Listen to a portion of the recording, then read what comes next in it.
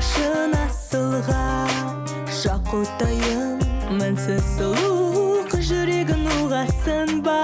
Кеше ғана қанатының астындағы өнерпаздарының біріне бейнебаян түсірген продюсер Севе Махмуди енді екінші жобасының жұмысын таспаға түсіруге кіріскелі жатыр. Енді осы Саламат тобының екінші бейнебаянын түсіріп жатырмыз. Тағы да жоспарда үшінші бейнебаян тұр.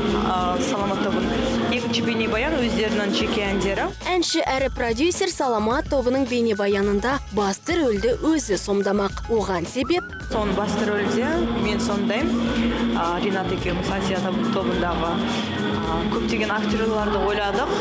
Сонымен мен қалай дүниені басқа актерлар түсінбей қалып басқаша шығарамай ма деген оймен Ринат екеуміз бірге көптеген кинода неде ойнап жүрміз. Онда өмірде де дос болғаннан кейін сол сценарийін халықтың көңілінен шығарып жеткізе аламыз ба деген оймен Ринат екеуміз түсейін деп жатырмыз. қол астындағы таланттары үшін барын аямайтын пысық продюсердің өз шығармашылығына тіпті уақыты жоқ. Сондықтан бір оқпен екі қоян атып, жігіттермен дуэт орындап, оған да бейнебаян түсірмекші. Ал саламаттықтар не дейді екен? Дуэт жазу біз осы топ құрылғаннан бастап ойымызда болған дуэт жазамыз ба деген. Сол ойымызға келіп осы Севе ханыммен дуэт жазсақ, бізге бір өте жақсы мәртебе болатын еді.